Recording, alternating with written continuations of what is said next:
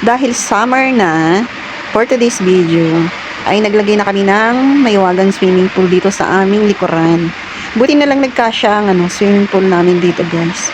Ano siya, tawag dyan? Nasa loob na siya ng bakuran. Kasi nung nakaraang taon, nasa labas siya, nasa garahe.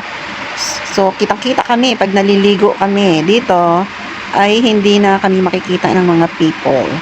So, yun, dahil tapos nang maligo yung aking mga anak, ang atin yung dialysis patient naman na ang maliligo dito sa aming swimming pool.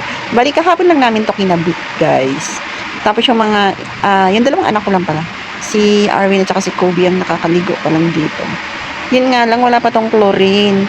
Bali, nag-order na ako sa Lazada ng chlorine tablet. Yun dinalagay talaga sa swimming pool.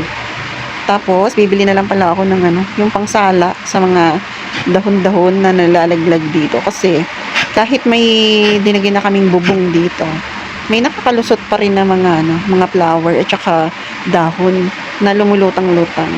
So, yun, bibili na lang ng pangsala. Yung net. Meron kami dito, kaso para sa aquarium namin yun, sabi ko, mangangamay isda naman kami.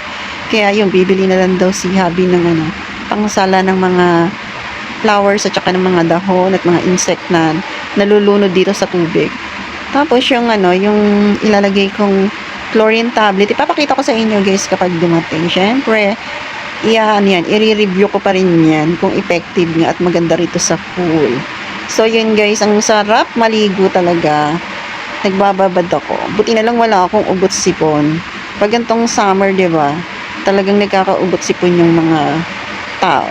Pero dahil katatapos ko lang naman ng nakaraang buwan, ayun, wala naman sa awa ng Diyos. Tapos ang sarap niya, talaga sobra-sobra akong napreskohan dahil mainit ang panahon ngayon.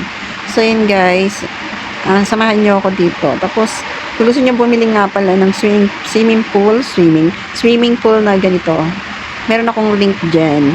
Meron akong video at may link. Kung gusto nyo lang, visit kayo doon sa link na linagay ko. So, yun, guys. Hanggang dito na lang. Sana ma-enjoy kayo sa aking munting vlog. Swimming muna ako dito. At ako'y magsiseryoso muna.